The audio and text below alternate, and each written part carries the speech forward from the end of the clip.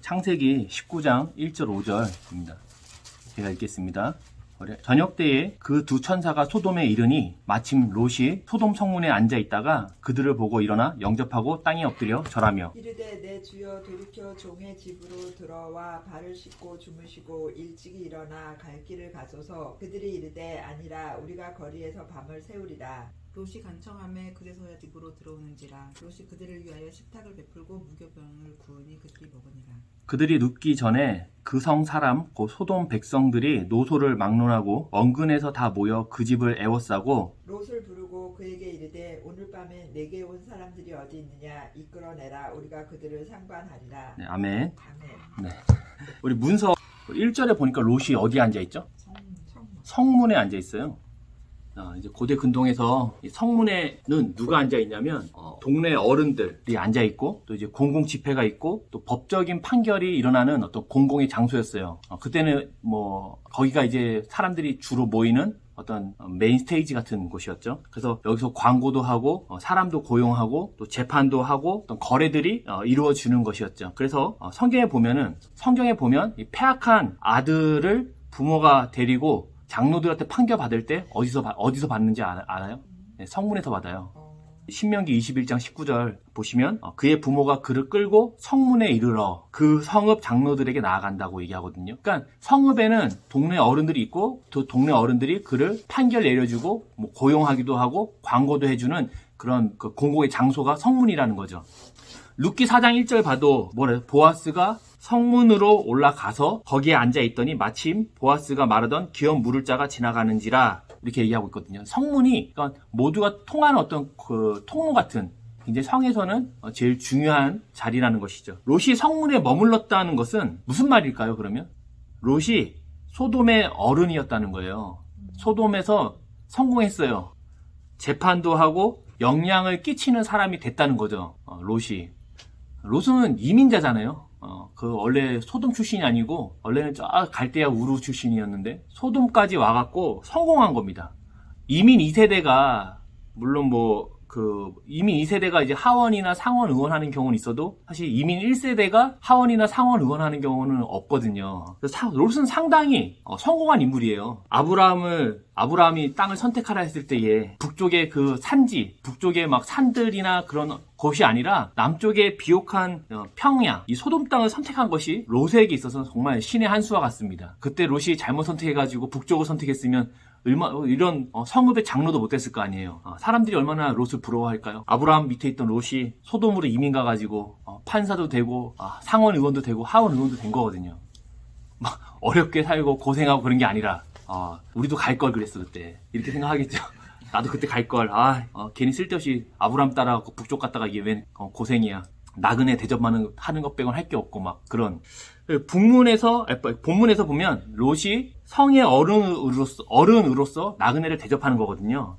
그러니까 나그네가 이렇게 오면 복지시설이 없잖아요, 그때는. 그러니까 그 시대상 전쟁 고아라든지 외부인들, 나그네들을 대접하고 돌보는 거는 동네 어른의 책임이었거든요. 이거는 이제 명예를 중시하는 사회에선 기본이에요. 우리 집에 이래서 어려운 사람이 생겼어요. 그럼 누가 도와주죠? 옛날에 시골 같은 데 가보면 동네 이장이 돌봐주는 거거든요. 그런 개념이 수천 년 전에는 그 마을 성읍에 있는 어른들이 이렇게 누가 새로운 인물이 오거나 하면 도와주는 개념입니다. 어른으로서 책임을 다하지 않으면 불명예이기 때문에 명예를 중시하는 사회에서는 이거 반드시 해야 되는 거죠. 근데 9절에 보니까 롯에 대한 소돔 사람들의 평가가 나와요. 뭐라고 얘기합니까? 우리 나사모님? 그들이 이르되 너는 물러나라. 또 이르되 이자가 들어와서 거리하면서 우리의 법관이 되려 하는도다. 이제 우리가 그들보다 너를 더 헤아리라 하고. 네, 이게 그 소돔 사람들이 그 평가를 해주는 거예요. 롯에 대해서 이자라고 해요. 이자가 무슨 뜻이냐면 이 사람이란 뜻이에요.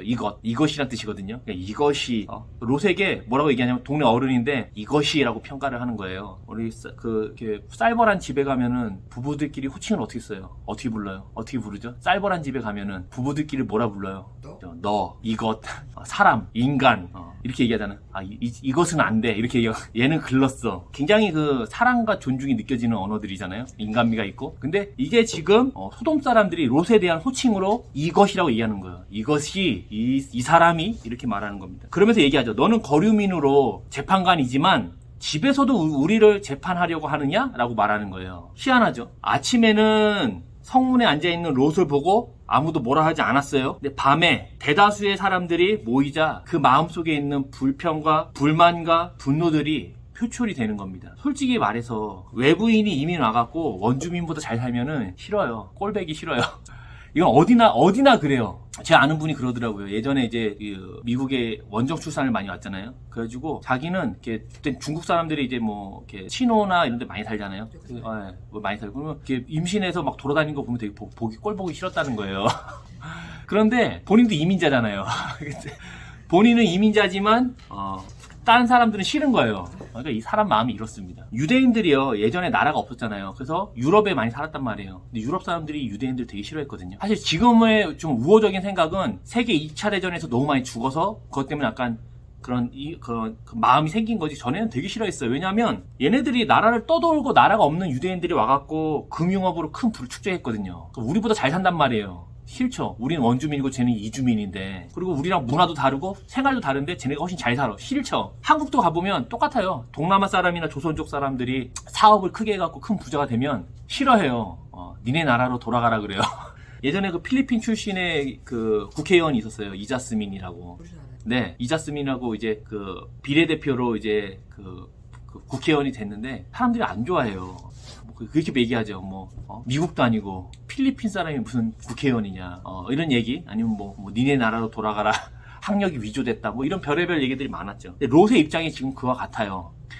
소돔 원주민들 사이에서 이방인인, 그러니까 이주했던 사람이 재판장이 된 거거든요. 뭔가 엄청난 노력과 뭔가 많은 것들을 했겠죠. 정상적으로 된 것 같진 않아요. 그러니까 당연히 아침에는 말하지 않다가 밤에 되니까 열 받는 거죠. 막 얘기하는 겁니다. 이 19장의 내용은 소돔과 고모라 사건을 통해 가지고 자기 자신만을 사랑하는 사람들, 또 자신의 왕됨을 추구하는 사람들, 그 세상 백성의 특징과 결과를 보여주는 겁니다. 19장에서 우리가 뭘 볼 수 있냐면 세상 백성의 삶과 결과들을 볼 수 있다는 거예요. 어떻게 살아가는지를 지금 보여주는 겁니다.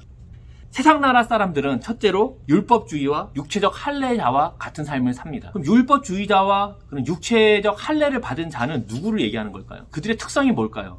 교회 다니시는 분들에게 보통 이렇게 그러면 어떻게 살아야 합니까? 물어보면 대부분 이렇게 얘기하세요. 하나님 말씀대로 살아야 된다. 얘기하거든요. 대부분 그렇게 얘기하세요. 구체적으로 어떻게 사는 건 잘 모르겠지만 하나님 말씀대로 산다. 하나님 말씀대로 산다고 얘기했다는 거는 무슨 얘기죠? 하나님 말씀에 하라는 건 하고 하지 말라는 건 안 해야 된다는 얘기가 포함되어 있는 거예요. 도둑질 하지 말라 그랬으니까 도둑질 하지 않고, 용서하라고 했으니까 용서하고, 사랑하라고 했으니까 사랑한다는 거예요. 근데 이제 하라고 하니까 하고 하지 말라니까 안 하는 거, 이거 율법주의거든요. 그렇잖아요. 그래서 교회를 다니면서 다시 느끼는 거예요. 유대인하고 우리랑 비슷한 것 같은데? 우리가 하나님 말씀대로 산다는 것을 이런 식으로 받아들인다면 하나님 말씀이라는 새로운 율법주의가 생긴 거거든요. 예수님이 문제를 삼았어요. 그리고 바울도 공격했던 그 바리새인과 유대인의 삶을 그리스도인들이 그대로 답습한다는 거예요. 그들도 하나님 말씀대로 산다고 해서 그렇게 산 거예요. 우리도 하나님의 말씀대로 산다고 해서 사는 거거든요. 무슨 차이가 있냐는 거죠. 우린 예수를 믿고 걔네들은 예수를 안 믿는 차이인가요? 생각해보면 지금 율법주의에 대한 얘기를 하는 거예요. 율법주의자들이 이렇게 한다. 행위라는 것은 결과는 동일해도 동기는 다양할 수 있어요. 주일 예배에 빠지지 않는 것, 노숙자를 도와주는 것, 또 기도하는 것. 혹시 누가 나를 비난할까봐 하는 분도 있어요. 그래서 제가 여기서는 잘 모르겠지만 한국에서는 구걸하시는 분이 어디에 많이 있냐면 신호등에 많이 있어요. 신호등이 대기하고 있잖아요. 기다리고 있으면 그때 통을 내밀어요. 근데 나 혼자 있는 게 아니고 여러 명이 같이 있을 때에 사람들의 의식이 느껴지고 안 주기에 좀 뻘쭘하고 이런 거를 사실은 노리는 거거든요. 그러니까 행동의 동기가 뭐냐면 누군가 나를 비난할까봐 하는 경우도 있고요. 또 어떤 분은 정말 사랑하는 마음 때문에 하는 분도 있고요. 또 어떤 분은 사회운동이나 이념 때문에 하는 경우도 있어요. 우리 사회가 썩었다. 사회를 개혁해야 된다. 부자의 것을 싹 다 뺏어갖고 공평하게 나눠줘야 된다. 사회 이념과 사회 운동이거든요. 장애인들이 힘들다. 그들을 위해서 이렇게 해야 되는데 사회 운동이거든요. 또 어떤 분들은 이렇게도 해요. 하지 않으면 벌 받을까봐. 예배 코로나 전에 사람들이 예배에 잘 안 빠졌단 말이에요. 물론 꼭 그런 건 아니지만 많은 분들이 뭘 갖고 있냐면 찝찝한 거예요. 예배 빠지면 뭔가 일주일이 재수 없을 것 같고 가다 사고 날 것 같고, 근데 그런 찝찝함들이나 그런 것들이 사실 코로나가 해결해 준 거거든요. 교회 가지 않아도 괜찮아졌다는 거를 입증을 한 거예요. 그래서 어떤 사람들은 하나님께 벌 받을까봐 무서워서 하는 사람들도 있어요. 너 기도 예배 왜 드립니까? 재수없는 일 생길까봐. 차에다가 십자가도 막 걸어놓고 하잖아요. 사실은 이제 차에다 십자가를 걸어놓는 것도 물론 믿음 때문이 그러니까 내가 믿는 사람인 거를 증명하기 위한 것도 있지만 부적 같은 것도 있거든요. 십자가 걸어놓으면 안전운전 사고 나지 않고 뭐 이런 것들 말이죠. 율법주의라는 것은 그것이 법이기 때문에 하는 것이고요. 잘 지킬 때 복을 받고 안 지키면 형벌을 받는 이 보상과 그 형벌 때문에 하는 거거든요. 왜 사느냐, 무엇을 할 것이냐, 무엇을 하지 않을 것이냐도 참 중요하지만 그걸 왜 했느냐 그 동기도 중요하다는 겁니다. 그러면 제가 반대로 물어볼게요. 그럼 동기가 좋다고 하면은 뭘 해도 되는 건가요? 동기가 좋다고 다 할 수 있는 것도 아니에요.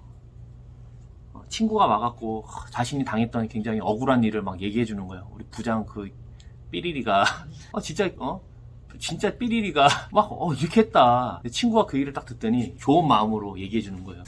내가 볼 때는 너도 문제야.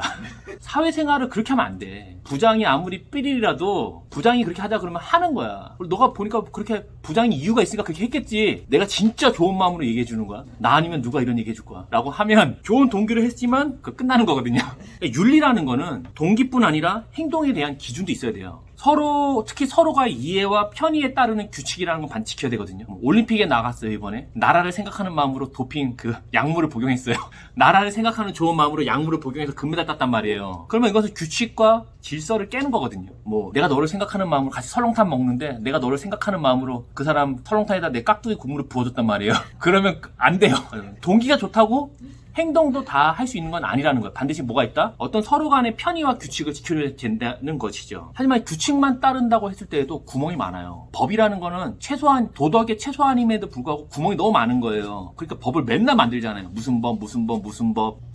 예를 들어서 비정규직으로 30개월 일을 하면은 정규직으로 전환을 해줘야 된다는 법이 있었어요. 30개월 맞나 모르겠지만 24개월이었죠. 그러니까 어떻게 하죠? 23개월에 계약을 해지해요. 정규직 전환 안 하려고. 또 교회도 보면 30년 담임 목회 하면은 은퇴 목사가 되거든요. 원로 목사라 그러나요? 그럼 이 교회에서 그분의 노후를 책임져 줘야 돼요. 그래서 어떤 교회는 9년 차에 잘라요. 그런 거예요. 규칙에 항상 구멍이 많다는 겁니다. 노숙자를 다 도와줘야 된다고 얘기했다면 모든 노숙자를 다 도와줘야 되나요? 그럼 나는 완전 파탄 날 텐데. 그리고 그분들도 도와줄 경우에 사회 부적응자가 될 수도 있잖아요. 규칙이니까 반드시 지켜야 한다는 것은 율법주의죠. 그렇다고 동기가 좋다고 해서 규칙을 무시해서도 안 된다는 거예요. 규칙과 함께 그 마음의 동기가 동반이 돼야 된다는 겁니다. 보통 윤리적 개념이 그래요. 그러면 질문으로 다시 돌아가서 그리스도인은 어떻게 살아야 되냐는 것이죠. 하나님의 말씀은 선택을 하는 삶입니다. 자유의 원리예요. 그리스도인의 삶의 선택의 원리는 뭐냐면 자유입니다. 갈라디아서 5장 1절을 주께서 우리를 자유롭게 하려고 자유를 그러므로 권하게 하는 종의 명예를 매지 말라. 자유의 권리는 선택이다. 선택이 없으면 자유가 아니고 자유가 아니면 구원이 아니다 라고 말하는 거예요. 그러니까 내가 구원을 받았다고 한다면 뭐냐면 반드시 거기에는 뭐가 있냐면 선택, 자유가 있어야 된다는 거예요. 자유가 없으면 구원이 아니라는 얘기입니다. 예수를 믿었는데 진리가 너희를 자유케 한다고 주님이 말씀했는데 뭐 이렇게 매여 살아요. 하라 마라. 안 하면 왠지 벌 받을 것 같고 하면은 복 받을 것 같고. 우리가 뭔가를 선택할 때는 결국에는 성령의 인도하심을 따라 택하여갖고 살겠다라고 말하는 겁니다. 그래도 바울의 바울의 선지서를 읽어보면 항상 뒤에 가보면 성령에 따라서 행하는 것을 얘기해요. 그럼 성령에 이끌려 산다는 건 대체 뭘까요? 우리 맨날 성령에 이끌려 살아라 얘기하잖아요. 대체 성령에 이끌려 산다는 게 뭐죠? 그래서 보통 성령에 이끌려 산다고 얘기하면은 어떤 걸 얘기하냐면 직통계시를 많이 얘기해요. 오늘은 가는 길에 첫 번째 만나는 사람에게 지갑에 있는 모든 돈을 주어라. 오늘은 회사 가면은 계약이 있을 텐데 그 계약을 꼭 하여라. 이런 생각하거든요. 근데 신들린 무당이에요, 사실 이게. 무당들은 신이 들리면 이성적 작용을 하지 않거든요. 그래가지고 갑자기 어떻게 해요? 무당 아들이 하다가 할아버지 귀신이 오면 어떻게 돼요? 말투가. 할아버지처럼 변하잖아요. 동자 귀신이 오면 어떻게 되죠? 갑자기 동자로 변해요. 애기처럼 갑자기 사탕을 빤다든지 쭈쭈바를 먹고 막 이러거든요. 근데 성령은 하나님이 인격적 분이잖아요. 인격적인 분이시고 우리 안에 내주하신다면 그분이 우리에게 뭘 하실까요? 오늘은 짜장면을 먹어라 이런 얘기 하실까요? 우리의 인격을 변화시키겠죠. 인격적인 분이 우리 안에 내주하시면은 우리의 이성을 무시하고 지시하는 게 아니라 우리의 인격을 변화시킨다는 겁니다. 그래서 육체의 욕망에서 성령을 따르는 삶으로 변화가 된다는 거예요. 그래서 갈라디아서 5장 후반절에 뭐가 나오냐면 성령의 9가지 열매가 나오는 거예요. 저도 이거 옛날 신대원 다닐 시험 볼 때 공부할 때 사희화, 오자양, 충원절 이렇게 외웠거든요. 왜냐면 답만 쓰면 되니까. 근데 이게 윤리적인 행동뿐 아니라 우리의 성품과 감정과 의지의 인격적 부분의 변화를 얘기하는 겁니다. 성령을 따른다는 건 뭐냐면 반드시 인격적인 변화가 동반된다는 얘기하는 거예요. 우리의 인격의 변화가 태도와 감정을 통해 표출되거든요. 그래서 우리 예수를 잘 믿으면 사람들이 뭐라 그래요? 야, 너 좀 변한 것 같다. 얼굴이 좀 바뀐 것 같다. 얘기하잖아요. 대학 다닐 때 그렇게 술통에 취해 살던 분들, 코가 빨간 분들, 이런 분들이 예수 잘 믿으면 얼굴이 바뀌거든요, 표정이. 본 적 있어요? 네, 본 적 있으시죠? 본 적 없으세요? 코가 여전히 빨개요? 이거 변하는 거예요. 얼굴이 변합니다. 결국 삶은 어떤 행동을 했느냐가 핵심은 아니에요. 윤리적인 결정은 그가 뭘 했느냐보다도 기독교에서는 얘기합니다. 그가 어떤 존재가 됐느냐는 거예요. 존재가 되면서 삶이 나오는 것이지 율법으로 인한 삶이 나오는 것이 아니라는 겁니다. 우리가 하나님 말씀대로 산다고 얘기했을 때에 그것은 율법주의를 얘기하는 건 아니에요. 거기 뭐가 있는 거냐면 우리의 존재가 변화된 것을 얘기해야 된다는 겁니다. 하나님 말씀대로 산다는 것은 그리스도를 인격적으로 만나서 그 인격이 우리의 인격을 변화시키고 그 변화된 인격이 우리의 태도와 표정과 감정을 통해 삶으로 나타나는 것이 바로 우리가 하나님 말씀대로 산다는 것을 얘기한다는 거예요. 바울은 성령에 이끌리는 삶을 얘기하는 것이지 율법에 따라 사는 삶을 얘기하는 게 절대 아니거든요. 하나님을 믿음으로 인해서 하나님 주인 되심으로 인해서 자연스럽게 그 백성의 삶이 동반이 되는 겁니다. 삶이 요구되어지는 것이 아니라 세상 백성에서 하나님 백성으로 바뀐 존재, 그 구원받은 자의 신분과 정체성을 나타내는 것이 바로 하나님 백성의 그리스도인의 삶이라는 것이죠. 성령의 인도하심으로 인격의 변화 가운데 삶에 뭐가 있다? 선택이 있는 거예요. 그 존재가 여전히 세상 백성이에요. 그러면 그는 선택이 온전치 않은 겁니다.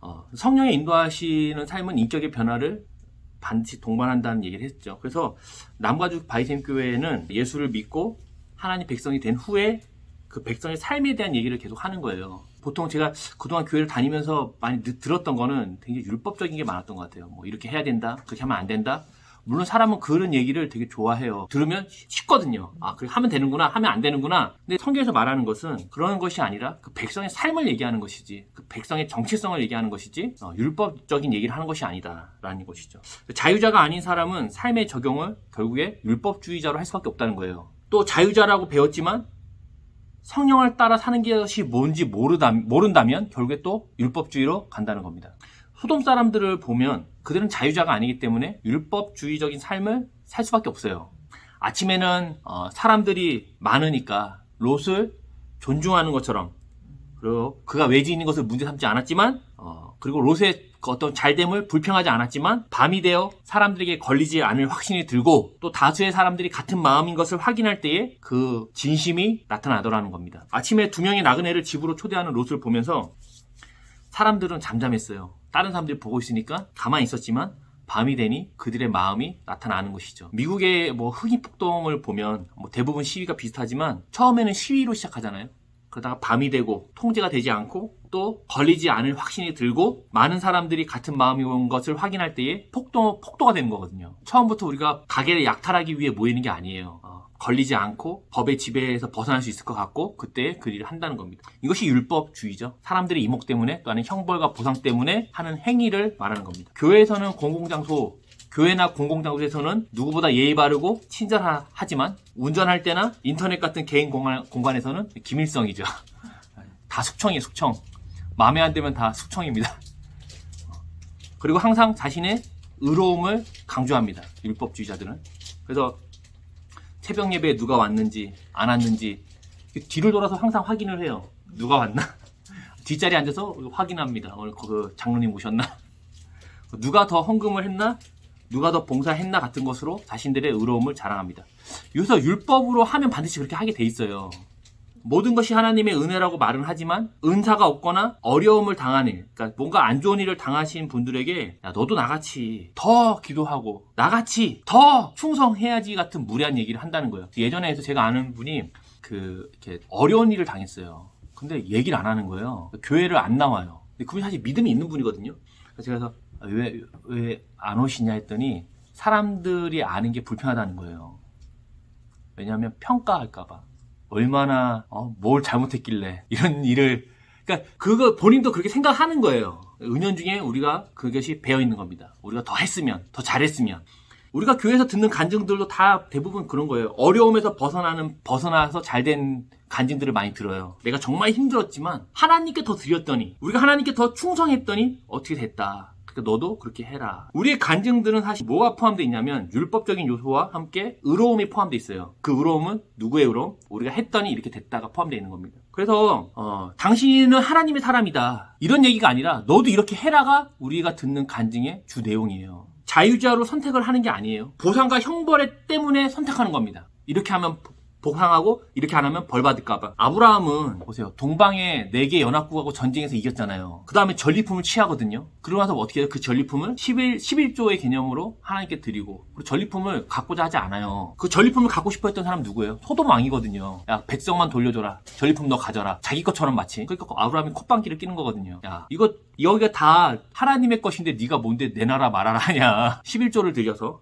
의지하는 거죠. 그러니까 하나님을 의지했더니 보상을 받았다는 얘기를 하는 게 아니에요. 지금 하나님 자신이 상급이란 얘기를 하는 거거든요. 근데 우리는 계속 어떻게 생각하냐면, 야, 하나님 의지했더니 전쟁에서 승리해갖고 전리품을 취했다. 그래서 거기서 11조 떼서 드렸다.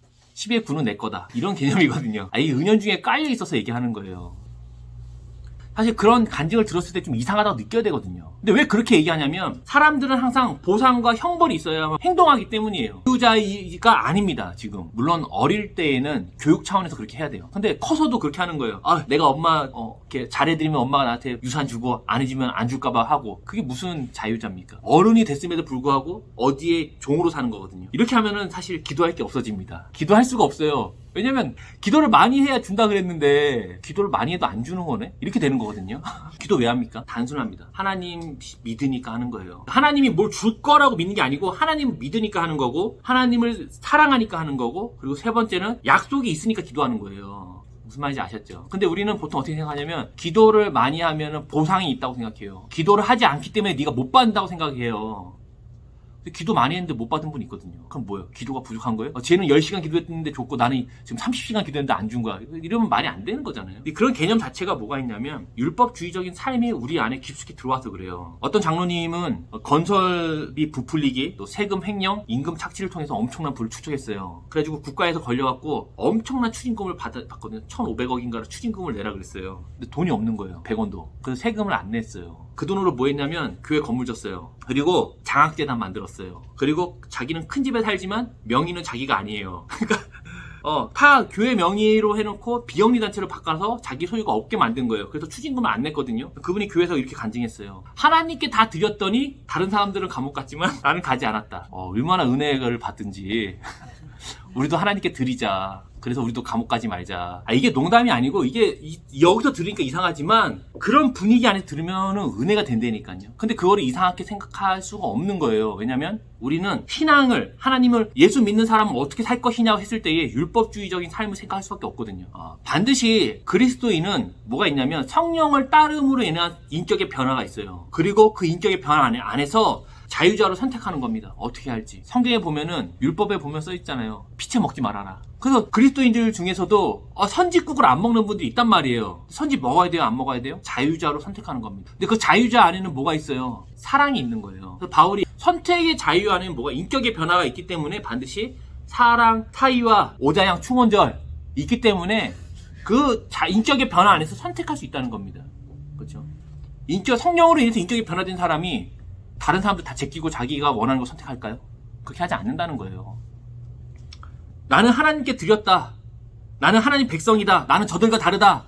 이거 누가 했던 거예요? 율법학자들, 바리새인들, 율법주의자들이 했던 거거든요. 그래서 마가복음 7장 11절 한번 읽어주세요. 너희는 이르되 사람이 아버지에게나 어머니에게나 말하기를 내가 유익하게 할 고르반 곧 하나님께 드림이니라. 그렇죠. 율법주의자입니다. 이 얘기가 왜 나왔냐면 지금 예수님의 제자들 중에 몇 명이 손을 씻지 않고 음식을 먹은 거예요. 그러니까 손을 씻지 않고 음식을 먹으면 부정한 자예요. 그렇게 하면 안 돼요. 이거 물론 전통이죠. 율법이라기보다는 유대인들의 전통이었어요. 근데 왜 그걸 했냐면 우리는 저 이방인들하고 다르다라는 표시 중에 하나였어요. 우리는 손을 씻고 먹음으로 해서 저 이방인들처럼 더럽고 깨끗하지 않은 사람들과 다르다라는 어떠한 구분의 상징이었거든요. 그래서 교회 다니시는 분들도 이 율법주의적으로 삶을 적용하다 보니까 교회에서 어떻게 하냐면 손을 씻은 척 하는 겁니다. 손을 씻고 음식을 먹은 척 하는 거예요. 아닌 척 하는 겁니다. 그리고 몸 한 척. 교회에 가는 차 안에서 엄마 아빠가 장난 아니게 싸워요. 좀 일찍 나오지 그랬냐고. 너 때문에 늦게 생겼다고. 이게 뭐 하는 거냐고.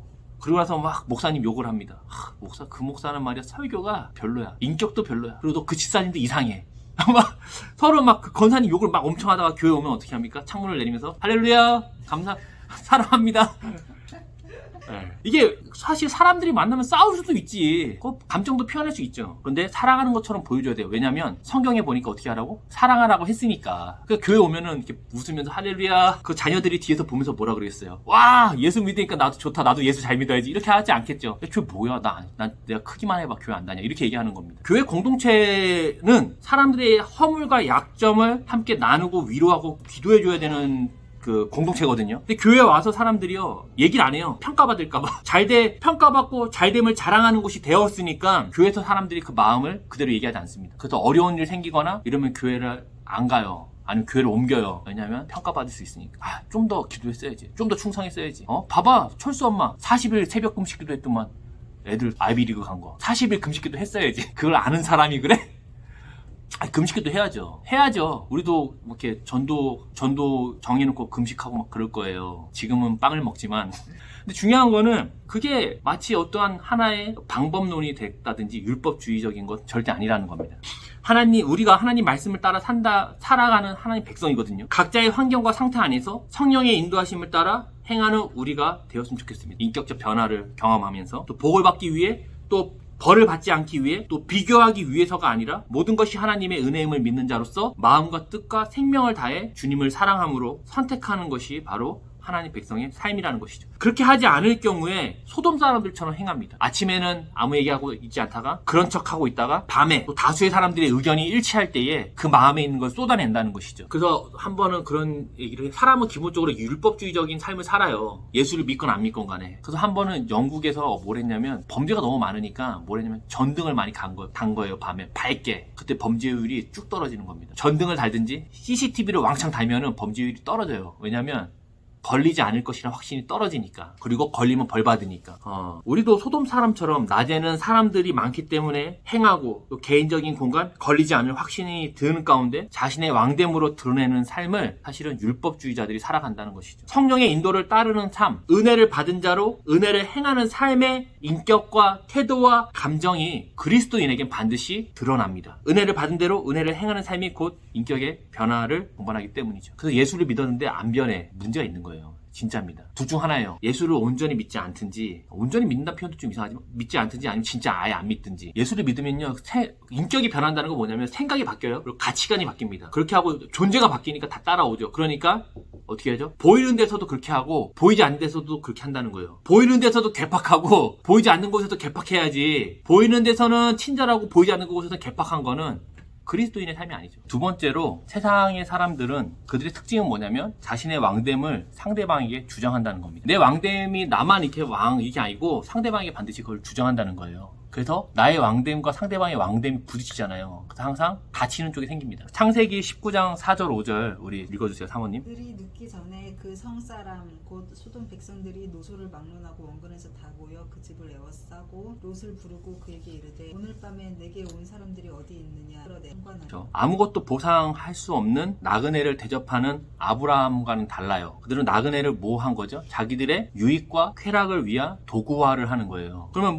그럼 룻도 롯도 그 나그네를 대접하지 않았냐라고 말할 수 있잖아요. 근데 그거 약간 달라요. 제가 보면 다르다는 얘기를 할 겁니다. 근데 중요한 건 왜 세상 사람들이 나그네에게 그렇게 했을까요? 나의 왕됨을 강한 자에게 주장할 수는 없어요. 힘이 없는 이들이기 때문에 주장을 하는 겁니다. 제가 요즘에 보복 운전하는 영상, 요즘에 블랙박스가 잘 나와 있어요. 보면은 막 열받은 거 뒷차가 막 쫓아와서 막 앞에서 끽끽 세우고 딱 앞에 있는 차 내립니다. 그리고 나서 걸어와서 주인 딱딱딱 내리라고 하는 거예요. 내렸는데 그 운전자가 누구예요? 키 190에 용문신이 쫙 있고 근육이 딱 있는 거예요. 그러면은 그 보복 운전했던 사람이 갑자기 분노 조절 장애가 있었는데 갑자기 분노 조절을 잘해요.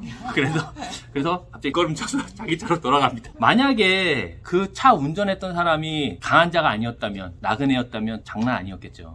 그러니까 그들은 자기 사랑을 위해서 뭐 하냐면 남을 해쳐요. 이게 강하게 드러난 자들, 이게 걸린 사람들이 범죄자거든요. 법에 걸리지 않을 확신이 있는 밤에 자신의 유익을 위해서 남을 해쳐요. 그러다가 경찰에 잡히면은 항상 얘기합니다. 나만 잡혔냐? 나만 했냐고. 딴 사람들도 다 음주운전 하는데 나만 잡혔다고 얘기를 해요. 그리고 막 내가 어릴 적 얘기 항상이요. 부모님의 사랑을 못 받아서, 뭐 집이 가난해서, 항상 이런 얘기에 합리화를 엄청나게 합니다. 범죄자들 중에 자기가 잘못했다고 하는 사람들은 되게 소수예요. 다 재수없어 잡혔다 그러죠. 밤에 걸리지 않을 확신이 있었는데 잡혔다는 것이죠. 또한 자신의 왕됨을 추구하는 이들의 특징은 뭐냐면 사람을 실용성과 도구로 대합니다. 사람이 사람을 대하는 태도가 어떻게 보면 신앙의 태도거든요. 그런데 자신의 왕됨을 추구하는 자들은 항상 사람을 실용성과 도구로 대해요. 물론 산업혁명 이후에 사람의 도구화는 필수적이에요. 어쩔 수 없습니다. 하지만 기업을 떠나서, 기업에선 그렇게 할 수 있죠. 산업화 이후니까. 근데 개인적으로나 개인적인 만남이나 교회 역시, 그리스도인들 역시 이런 선택을 하게 되었다는 것이 문제입니다. 이 소돔의 사람들이요, 보세요. 자신들의 유익과 잠깐의 즐거움을 위해서 힘없는 나그네를 요구해요. 어차피 한번 쓰고 버릴 거니까. 도구죠. 사람을 도구화하는 겁니다. 실용적으로다가. 강자를 덮치는 거는 실용적으로 힘들어요. 약자, 필요 없는 3번 보고 안 볼 자, 실용적인 사람들을 도구화하는 것이죠. 폭행당한 나그네들이 이후에 겪을 트라우마나 고통과 그런 거 별로 관심사가 아니에요. 그들의. 당장 이익을 뽑아내고 당장 실적을 내고 당장 자신들이 즐거우면 됐다는 겁니다. 나의 왕됨을 주장하는 세상의 사람들은 항상 상대에게 그것을 주장하고 상대를 실용성과 도구적으로 대하게 되어 있어요. 당연합니다. 왜? 내가 왕이니까. 왕이 그런 거 어떻게 따져요? 롯이 거부했어요. 처음에. 근데 9절에 그들이 폭력을 사용합니다. 네가 뭔데 나그네 주제에 아침에만 재판하면 됐지 밤에도 재판장을 하려고 그래? 이런 정신나간 노인을 봤나? 자신의 왕됨을 방해하는 자들을 공격하는 거죠. 그러면 롯은 어때요? 롯은 어떤 것 같으세요? 문제가 뭐냐면 딸을 주는 거거든요. 그래서 8절에 우리 나사모님 읽어보세요. 내게 남자를 가까이 하지 아니한 딸이 있노라. 평하건대 내가 그들을 너희에게로 이끌어내리니 너희 눈에 좋을 대로 그들에게 행하고 이 사람들은 내 집에 들어왔은즉 이 사람들에게는 아무 일도 저지르지 말라. 두 딸을 주겠다. 근데 이유는 뭐냐면 내 집에 들어온 손님은 건드리지 말라 그래요. 어떤 분들은 이 롯의 행위를 자신은 희생해서 나그네를 대접했다라고 얘기하는 분들이 있어요. 그러면서 롯처럼 해라. 자기를 희생해서 나그네를 대접해야 된다 얘기하는데 롯이 자기를 희생한 게 아니잖아요. 두 딸을 준 거잖아요. 그럼 자기를 주든가. 자기를 주면 되잖아요. 롯이 두 딸을 내줘서 자기 나그네를 보호하고자 했던 행동도 하나님을 믿음으로 또 나그네를 대접하기 위함도 아니에요. 이렇게 얘기하죠. 8절에. 이 사람들은 뭐다? 내 집에 들어왔은즉 이 사람들에게는 아무 일도 저지르지 말아라. 뭐냐면 내 손님이라는 거예요. 내 손님이 험한 일을 당하면 내 체면이 뭐가 되겠냐는 것이죠. 이게 우리가 볼 때는 이해가 안 되지만 체면을 중시하는 문화권에서 굉장히 중요한 겁니다. 우리 집에 손님이 왔어요. 그 손님이 대접을 못 받았어요. 그럼 누구를 대접하지 않은 거죠? 나를 대접하지 않은 거예요. 만약에 롯의 집이 아니라 왕의 집에 갔다고 생각해봐요. 그 사람들이 왔겠어요? 안 오죠. 롯이 이주민이고 또 우리가 볼 때는 무시할 만하니까 온 거예요. 그러니까 롯이 얘기합니다. 내 집에 온 손님한테 하지 마라. 왜냐면 내 체면이 있지 않냐. 지금은 모든 것이 돈으로 돌아가고 돈으로 행동하는 자본주의 사회지만 전에는 명예를 중시했거든요. 지금 같으면 돈을 줬겠죠. 야, 그냥 가서 술이나 한잔 먹고 그냥 끝내자. 이렇게 했을 텐데 명예를 중시하는 사회에서는 이게 필요가 없어요. 아직도 그 이슬람 국가 가면 명예살인을 해요. 말죽거리 잔혹사라는 영화 보셨나요? 그 영화에 보면 학교 짱이 지나가는데 우유곽을 맞았어요. 우유곽을. 그러니까 우리 학교장이 어느 반에 들어가고 문 열고 얘기합니다. 야, 우유곽 던진 삐리리 나와. 어떤 삐리리가 던졌어. 막 신경을 내니까 그 반에 짱이, 학교장이 있고 그 반에 짱이 있어요. 그 반에 짱이 가서 학교장한테 얘기하는 겁니다. 아, 야, 우리 반 아니야. 왜 그래? 나가야, 우리 반 아니야. 야, 내 체면 좀 세워줘라. 왜냐면 보세요. 그 반을 통치하는 짱이잖아요. 근데 학교장이 왔단 말이에요. 자기보다 강하단 말이에요. 그래서 자기가 만약 우리 반을 지켜냈어. 그럼 그 반에 있는 짱은 체면이 쓰고 명예가 삽니다.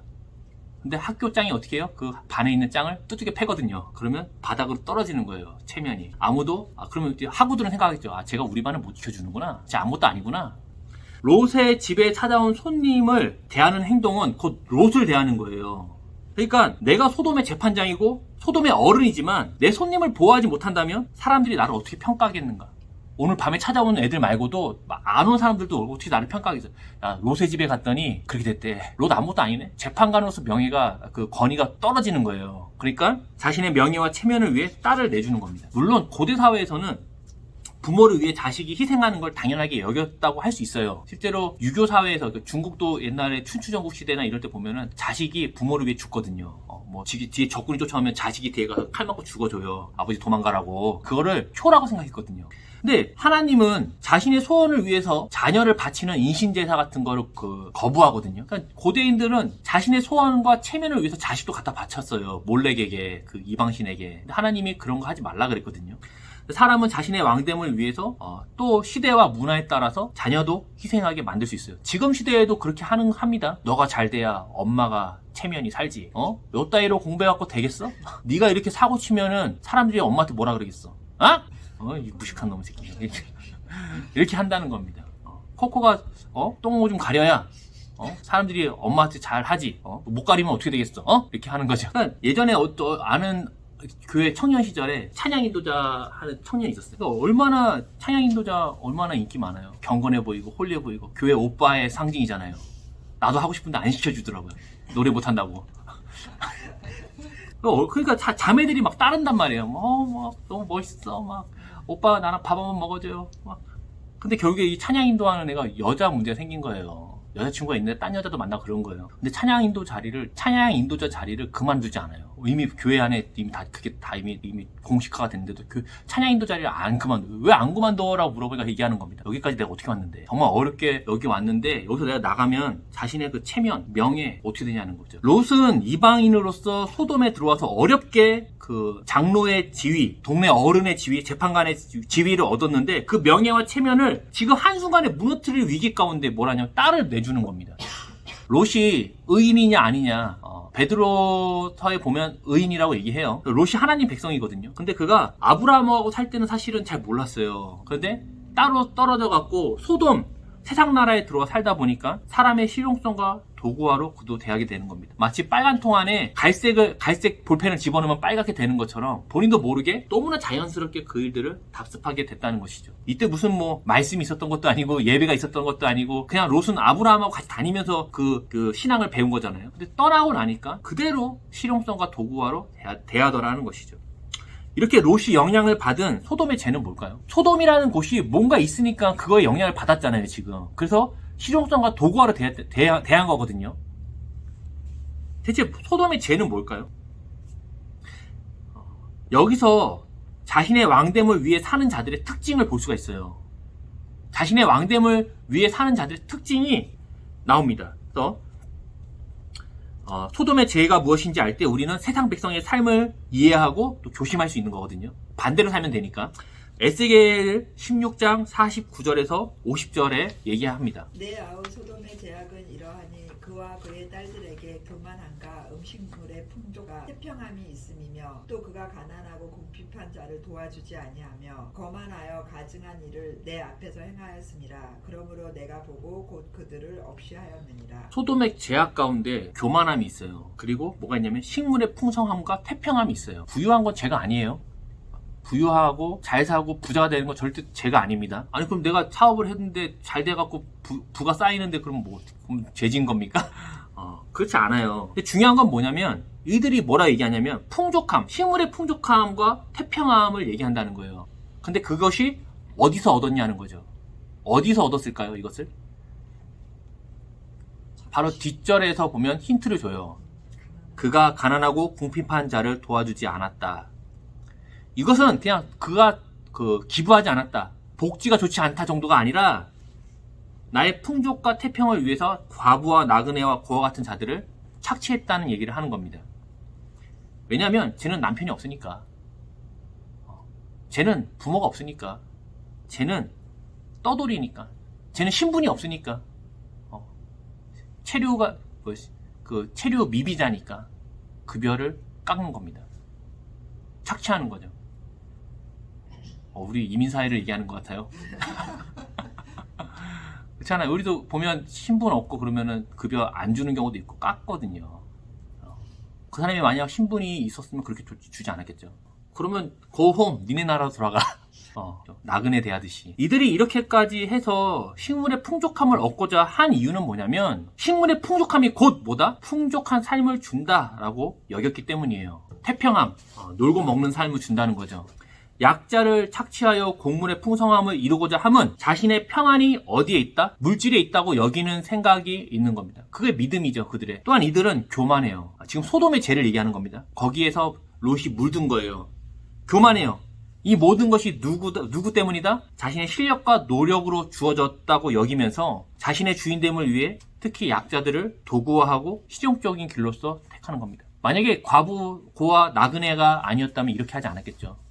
더 정상적인 급여를 주고 착취도 하지 못했겠죠. 착취했다가 부모가 와서 난리치면 어떡해. 자신들을 자랑했기에 얼마나 과부와 고아와 나그네를 조롱했을까요? 야, 네가 좀 더 정성을 다했으면 남편이 죽었겠어? 네가 좀 더 잘했으면 부모가 너 버렸겠어? 더 열심히 살았으면 네가 떠돌이로 살았겠어? 라고 말이지. 물론 틀린 말이 아닌 것도 있어요. 뭐 그런 부분도 있었겠죠. 그런데 우리는 사실 그 사람의 사정과 환경 모르면서 그런 얘기를 한다는 겁니다. 그래서 우리가 그 과부가 되면 시댁에서 시부모 눈치를 봐요.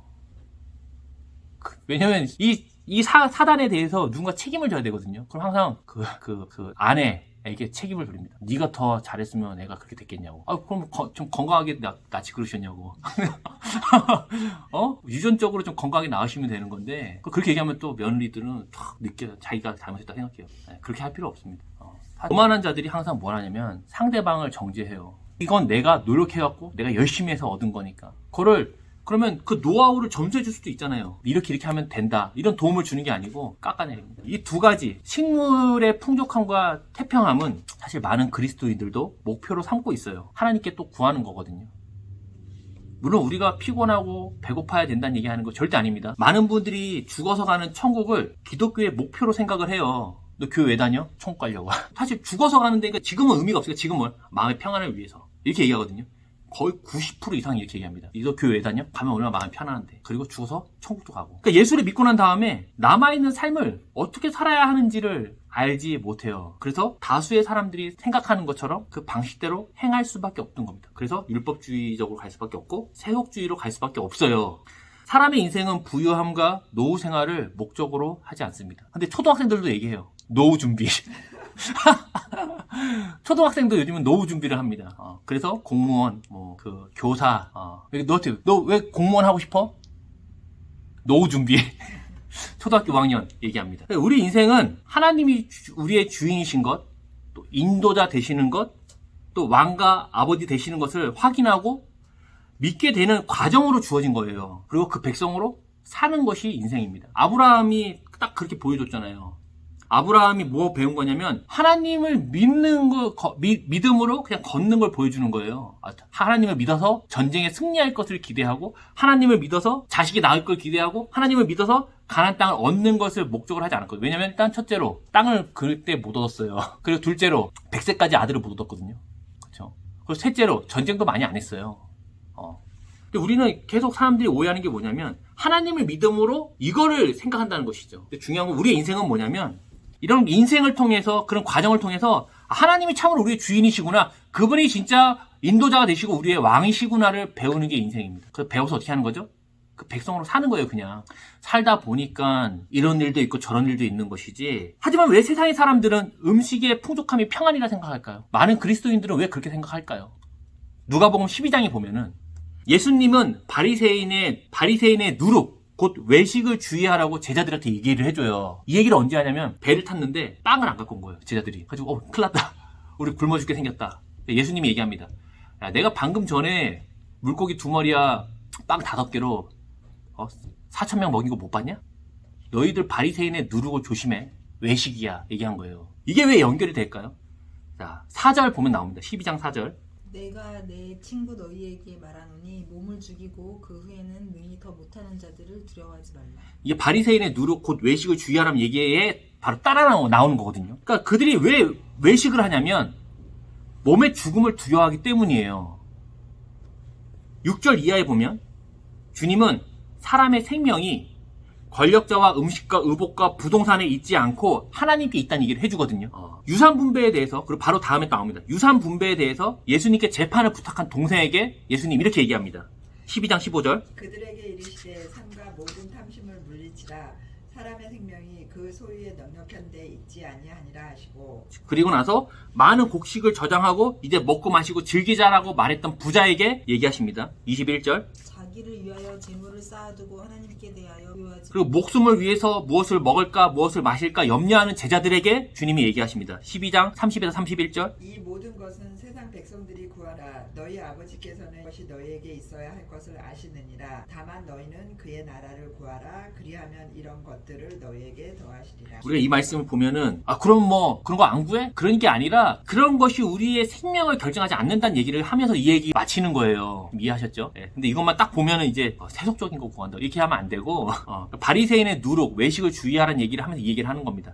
성경에 보면 하늘 얘기보다 땅에 대한 얘기가 압도적으로 많아요. 죽어서 거기 가면 뭐 이런 얘기 거의 없습니다. 땅에 대한 얘기예요. 그리고 기도에 대한 내용보다 물질에 대한 내용이 훨씬 많아요. 희한하죠. 우리 보통 종교라 그러면 항상 기도하고 이런 거면 하늘나라 얘기하고 이럴 것 같지만 성경은 땅의 얘기를 하고 또 물질에 대한 얘기를 엄청 많이 합니다. 돈 얘기를 많이 하고. 예수님이 돈을 좋아해서 그런 건 아니에요. 왜냐하면 세상의 백성들은 물질이 생명이라 믿기 때문에 거기에 제자들도 그렇게 생각하기 때문에 예수님이 이 얘기를 많이 하는 겁니다. 바리새인들은 누구보다 하나님을 따르는 것처럼 보이지만 그 속에 뭐가 있냐면 물질이 나의 생명을 지킨다라고 하기 때문에 외식을 한다는 거예요. 그 속에는 돈이, 물질이 나를 지켜줘 라고 하면서 밖으로는 사람들 앞에서 기도하고 조미료의 11조까지 내면서 종교적인 모든 행위를 하거든요. 그 모든 것이 결국 뭐였다? 그들의 물질이 그 생명이기 때문에 그렇게 했다는 겁니다. 그렇게 해야 사람들이 자기한테 존중도 보내고 봉급도 받기 때문이에요. 제 얘기하는 것 같네요. 우리의 인생을 통해 하나님 백성으로 살고자 힘을 써야 되죠. 이때 사람들은 이렇게 얘기합니다. 야, 그렇게 하면은 망해. 그렇게 하면 안 돼. 실용적이고 도구적으로 해야지. 그리고 뭐라 얘기하죠? 큰 교회에서 부르면 개척교회 그만하고 가야지. 하나님 백성은 하나님을 믿음으로 사는 것이고 아브라함은 이거 하나를 배우고 이거 하나 배운 거예요. 그래서 아브라함이 하나님을 믿으니 이것을 그의 의로 여겼다고 얘기하는 겁니다. 하나님이 나한테 약속의 자녀를 주실 것을 믿었으니 의롭게 여겼다는 게 아니에요. 하나님이 약속의 땅을 줄 것을 믿었더니 의롭게 여겼다는 게 아니라 하나님을 믿으니 그가 그를 의롭게 여겼다고 얘기하는 겁니다. 우리의 인생은요, 이거 하나 배우는 겁니다. 인생은 식물의 풍족함이 태평함을 준다고 우린 다 배웠어요. 학교에서도 그렇게 배웠고, 사회에서도 그렇게 배웠고, 교회에서도 그렇게 배웠어요. 하지만 인생을 통해서 하나님을 믿게 되는 것입니다. 아브라함의 걸음과 같이 매일 하나님과 동행함, 하나님을 믿음으로 걷는 여행이 인생이라는 거예요. 그 걷다 보니까 어려운 일이 생길 수 있죠. 걷다 보니까 좋은 일도 생길 수 있어요. 걷다 보니까 부유함이 있을 수도 있고 걷다 보니까 가난해질 수도 있는 거예요. 부유해지면 복 받고 가난해지면 심판받은 건가요? 좋은 일 생기면 하나님이 복 줬고 나쁜 일 생기면 하나님께 저주받은 건가요? 이런 생각 자체가 사실은 우리가 하나님의 백성으로 살아간다는 것 자체에 이해를 못하는 겁니다. 그럼 아브라함이 왜 안 좋은 일이 생겼어요? 하나님께 충성하지 않아서? 그게 인생 여정이라니까요. 그걸 통해서 그가 뭘 배우냐면 하나님이 참으로 믿을 만한 분이구나. 그분이 우리의 참 주인이구나를 배우는 거거든요. 창조를 왜 했겠어요, 하나님이? 왜 여기다 창조 얘기를 썼겠어요? 내가 주인이란 얘기를 하는 거거든요. 근데 우리는 계속 뭘 얘기하는 거냐면 내가 주인이에요. 그러니까 내가 어떻게 하느냐에 따라 그 신도 반응한다고 생각하는 겁니다. 인격적이지도 않아요, 그 신은. 이게 사람들이 재성 가운데 가지는 기본적인 신관이에요. 또 C.S. 루이스, 사람은 하나님의 은혜가 없으면 알아서 범신론에 빠진대요. 그게 뭐냐면 내가 신이라는 얘기거든요. 내가 곧 왕이라는 얘기를 하는 거예요. 자기가 스스로 신이 돼서 왕이 돼서 그것을 결정할 수 있다고 생각한답니다. 언제? 하나님이 은혜를 베풀지 않으면. 그러니까 자신의 왕됨을 위해 어떻게 해야 돼요? 열심히 살아야죠. 그러다가 잘 됐어요. 그럼 어떻게 하겠어요? 못한 사람들을 깎아내리겠죠. 했었어야지. 요 따위로밖에 못 살아. 또 노력했어야지. 그리스도인의 삶이 뭔가 바울이 얘기해줘요. 디모데 후서 4장 6절 8절 우리 전제와 같이 내가 벌써 부어지고 나의 떠날 시각이 가는 선한 싸움을 싸우고 나의 달려갈 길을 마치고 믿음을 지켰으니 이제 후로는 나를 위하여 의의 면류관이 예비되었으므로 주 곧 의로우신 재판자 그날에 내게 주실지니. 그렇죠. 바울이 디모데 후서를 쓸 때는 이제 거의 이제 자기가 죽을 때가 됐다고 생각한 거예요. 자기가 부어졌, 전제와 같이, 재물같이 하는 게 부어졌다는 거죠. 그리고 선한 싸움을 싸우고 달려갈 길을 마쳤대요. 중요한 건 뭐냐면 그가 믿음을 지켰다는 겁니다. 바울은 자신이 하나님께 물질과 건강을 받는 것을 목적으로 하지 않아요. 실제로 예수님의 제자들 중에 멀쩡히 살다 죽은 사람 한 명밖에 없어요. 사도 요한 빼곤 다 중간에 잘려 죽거든요. 사형당하고. 그리고 어떻게 됐는지도 몰라요. 가난하고 부한 것이 그의 목적이 아니라는 거예요. 바울도 그 인생의 말년을 감옥에서 편지 쓰면서 죽잖아요. 목 잘려 죽었다고 얘기를 하더라고요. 얼마나 잘못을 많이 했으면 목 잘려 죽어요. 우리는 근데 바울이나 사도들을 보면 그렇게 생각 안 하면서 또 자기 인생을 그렇게 생각한다는 거죠. 잘 죽어야지. 웰빙. 병상에 누워 죽고 싶지 않아. 잠자다가 평안하게 가족들에게 둘러싸여. 그저 하나님을 믿음으로 길을 완주하는 것이 그리스도인의 삶이라고 바울이 얘기하는 겁니다. 나의 달려갈 길을 마치고 믿음을 지켰다라는 것이. 사람들의 인생이 사실 단순하지 않아요. 엄청 복잡합니다. 단순하지 않아요. 너 왜 그때 그렇게 했어? 딴 사람 그렇게 안 하는데? 복잡하거든요. 근데 이 길을 뭐 하는 거냐면 하나님을 믿음으로 완주하는 겁니다. 내가 백수고요. 되는 일이 없어요. 다 내 얘기하는 것 같아. 불안해. 장래가 불안해요. 역시 곡물의 풍족함이 정답이었어 라고 하는 게 아니라 매일의 삶에서 하나님을 믿음으로 걸어가는 겁니다. 바울이 그 길을 간 거예요. 교만함을 버리고 내가 했다 안 했다가 아니라 하나님의 은혜임을 믿음으로 되는 것이죠. 그래서 당연히 여기서 은혜를 나누는 삶이 나오는 것이고. 자메이카 봅슬레이 팀을 다룬 쿨러링이라는 영화가 있어요. 그 영화에 보면 코치가 이런 얘기합니다. 금메달은 좋은 거야. 그러니까 우리로 치면 풍족하게 사는 건 좋은 거야. 맞아. 부자가 되면 좋죠. 건강하고 좋은 일 생기고 애가 좋은 학교 가면 좋죠. 얘기합니다. 근데 그것이 없어 충분하지 않다면 그게 있어도 마찬가지야. 썰매를 타고 결승선을 통과할 때가 된 거야. 이렇게 얘기합니다. 왜냐면 사람들은 뭘 금메달 생각하는 거예요. 근데 얘기합니다. 금메달이 금메달이 없어서 만족하지 못하면 따도 만족하지 못한다. 그래서 우리에게 중요한 건 뭐냐면 썰매를 타고 결승선을 통과하면 그것이 곧 우리의 목적이라고 그랬어요. 그러니까 자신의 왕됨을 상대방에게 주장하기 위해 우리는 금메달이 필요하거든요, 사실. 그렇게 금메달을 얻으면 서로에게 뭐하냐? 메달을 자랑하는 겁니다. 그것으로 비교하고 경쟁합니다. 야, 너 동메달이야? 나 금메달인데? 너 반지하 빌라에 살아? 너 지방대 다녔어? 너 고아구나? 너 뭐 과부구나? 너 나그네야? 좀 더 노력하지 그랬냐고 얘기를 하게 된다는 겁니다. 세상의 백성이 이렇게 행하는 이유는 단순해요. 생명을 자신에게서 찾아야 하기 때문이에요. 생명이 어디서 내가 지켜야 되는 거야, 내 생명을. 그러니까 하나님의 은혜 없이 스스로 자기가 괜찮다는 걸 증명하기 위해서 사람들은 달립니다. 엄청 열심히 달려요. 근데 뭐가 문제냐면 몸이 늙어요. 그리고 은퇴를 하게 됩니다. 그럼 자신의 존재와 가치를 규정했던 모든 것들이 사라지거든요. 그래서 노인이 되면 항상 얘기합니다. 인생이 지나가는 화살처럼 같고 인생이 허망하다. 인생은 왠지 잘못 산 것 같다 라고 70 돼서 얘기하는 거예요. 내가 하고 싶었던 건 뭐지? 그 얘기를 그때 가서 하는 겁니다. 자신의 생명을 자기에게서 찾아야 되는 삶의 마지막은 이래요. 근데 우리는 그렇게 생각 못합니다. 왜? 아직 나는 젊고 건강하고 직장이 있고 풀타임으로 일하고 집도 있기 때문에. 하나님의 백성은 자신의 가치를 증명하기 위해서 사는 게 아니에요. 하나님 백성으로 하나님을 믿음으로 매일을 그냥 걷는 겁니다. 하나님이 뭘 줄 거야. 이것도 사실은 그렇게 큰 문제는 아닙니다. 그 과정을 통해서 하나님을 믿게 되는 것이 인생이고 아브라함이 이것을 보여주었다는 겁니다. 소돔의 사람들은요 그렇지 않았어요. 그래서 상대적인 약자를 통해서 자신의 왕됨을 나타내고 자신의 생명을 찾아야 되고, 또 롯도 자신의 이룬 업적과 명예를 위해서 딸을 내어줄 수밖에 없었다는 것이죠. 우리는 그렇게 대단하지 않고 내가 잘해서 이 정도까지 됐다고 말할 것도 없습니다. 진짜 인생이라는 거는 희한해요. 단순하지 않아요. 똑같이 해도요 어떤 사람은 돼요. 똑같이 해도 어떤 사람은 안 돼요. 그러니까 이것을 내가 했다고 얘기하기 어렵다는 겁니다. 모든 것이 하나님의 은혜임을 믿음으로 사는 자가 복돼요. 마태복음 5장 3절. 심령이 가난한 자는 복이 있나니 천국이 그들의 것이며. 저는 그리스도인은 가난해야 한다, 열심히 살지 않아도 된다 말하는 게 절대 아니에요. 많은 사람들이 이런 말씀을 악용해요. 자기 죄에 합리화를 시켜서 봐라 부자 될 필요 없다 이렇게 얘기하는 사람도 있어요. 진짜 그 자기 죄에 대한 합리화입니다. 자기 게으름에 대한 합리화죠. 말씀을 보니까 우리의 목적은 그게 아니야. 뭐 좀 나쁜 것 같아요. 진짜 두들겨 맞아야 됩니다. 그래. 인생은 부자가 될 수도 있고요. 어렵게 살 수도 있고요. 건강할 수도 있고 아플 수도 있어요. 어떤 분들 신앙이 좋은데 중간에 암에 걸려서 지병 때문에 빨리 돌아가시거든요. 그럼 사람들이 시험에 들어요. 주님을 사랑하는 사람을 이렇게 빨리 데려가시냐고. 우리 집에 있는 그 사람을 빨리 데려가셔야 되는데. 뭐 이런 얘기 한단 말이에요. 하지만 세상 백성은 교만함, 즉 은혜를 알지 못함, 공물의 풍성함과 사람을 도구화와 실용주의로 나아가지만 하나님 백성은 모든 것이 은혜임을 인정하고 하나님이 무엇을 주신다가 아니라 하나님을 믿음으로 사람을 하나님의 형상으로 대함으로 살더라는 것입니다. 이것이 이 땅에 임한 하나님의 나라고 마지막 날에 이 땅에 내려올 새하늘과 새 땅의 삶이라는 거예요. 우리는 짧은 인생을 통해서 인생이 지금은 긴 것 같지만 짧거든요. 짧은 인생을 통해서 하나님 백성으로 지어짐을 당하는 것이 인생입니다. 그렇게 살다가 굶어 죽으면 어떡해요? 그렇게 살다가 망하면 어떡해요? 그럼 이제 하나님 문제죠.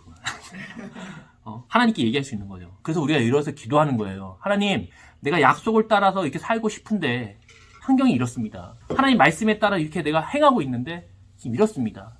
이래서 기도하는 거예요. 쟤 보니까 너무 배 아파요, 주님. 나도 줘야 되는 거 아닙니까? 하나님이 계시지 않는 성전, 또 율법주의, 그리고 할례를 목적으로 살던 대제사장들과 율법학자들에게 주님이 얘기하세요. 뭐라고 얘기하냐면 마가복음 11장 22절입니다. 예수께서 그들에게 대답하여 이르시되 하나님을 믿으라 이렇게 합니다. 그럼 사실 기분 나쁘잖아요. 나 종교인이잖아요. 율법학자잖아요. 말씀도 연구하는 사람인데 하나님 믿는데? 근데 예수님이 가서 얘기한 거예요. 하나님을 믿으래요. 우리 성전에서 예배도 드리고 율법도 지키고 할례도 받았는데 뭐라고? 정신 나간 사람을 봤나? 이렇게 얘기하겠죠. 근데 예수님이 얘기해요. 하나님을 믿으래요. 하나님이 계시지 않은 성전을 지키는 것, 또 율법주의로 지키는 것, 할례로 그들이 나는 하나님 백성이고 너는 아니야 라고 하는 것, 결국에는 부동산과 민족적인 의식에 불과한 것이 하나님 백성의 목적이 아니라는 거예요. 성전은 그냥 부동산이에요. 엄청 땅 컸거든요, 거기가. 그냥 부동산이고 그들의 있는 민족적인 의식은 하나님 백성의 목적이 아니라는 겁니다. 근데 그들은 그거를 지켰어요. 왜냐하면 그것이 곧 그들에게 중요하니까. 근데 실제로 그들 마음에 뭐가 있다? 물질이 우리를 먹여 살린다. 그래서 외식한다는 얘기를 하는 겁니다. 이를 위해 하나님 말씀을 주셨어요. 기도로 주님과 친밀함을 더하고 또 공동체를 통해서 그 나라를 우리가 여기서 맛보는 겁니다. 하나님이 자신을 믿는 자기 백성을 능히 보호하시고 인도하심을 확인하는 그런 한 주가 됩니다. 우리의 인생이 그 하나의 백성으로 이렇게 지어져 갔으면 좋겠습니다. 소돔에서 나오는 이 사람들 삶을 답습하지 말고